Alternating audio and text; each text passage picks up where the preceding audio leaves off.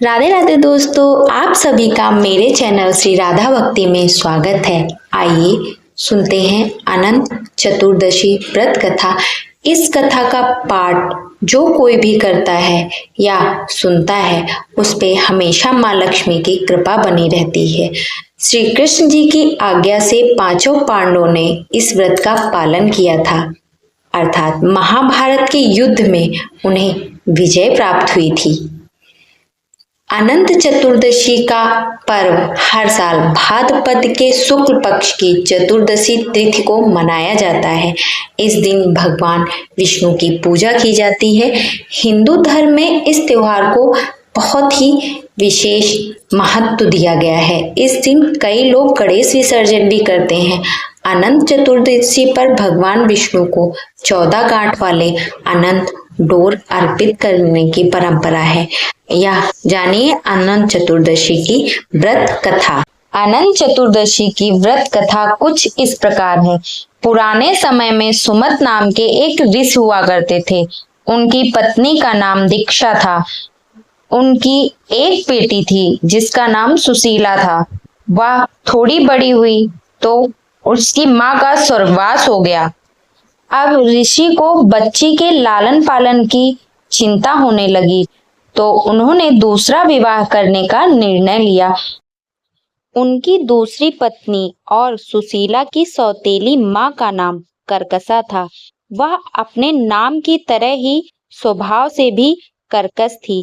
कर्कसा ने सुशीला को बड़े कष्ट दिए। जैसे तैसे सुशीला बड़ी हुई तब ऋषि सुमत को उसके विवाह की चिंता सताने लगी।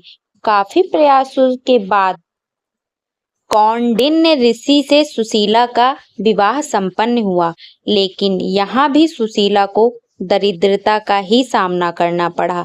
उन्हें जंगलों में भटकना पड़ रहा था। एक दिन उन्होंने देखा कि कुछ लोग अनंत भगवान की पूजा कर रहे हैं और हाथ में अनंत रक्षा सूत्र भी बांध रहे हैं।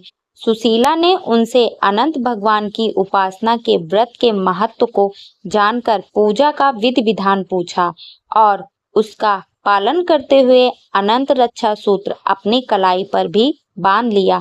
देखते ही देखते उनके दिन फिरने लगे।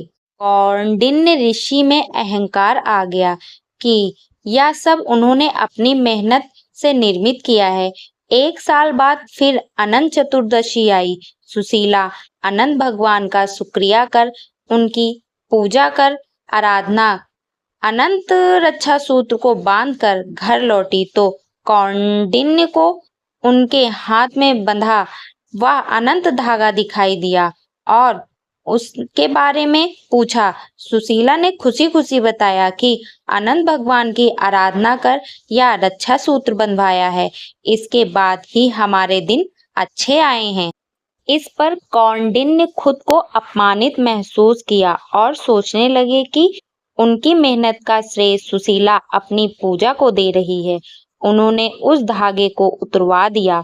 इससे अनंत भगवान रुष्ट हो गए और देखते ही देखते कौंडिन्य फिर दरिद्रता आ पड़ी।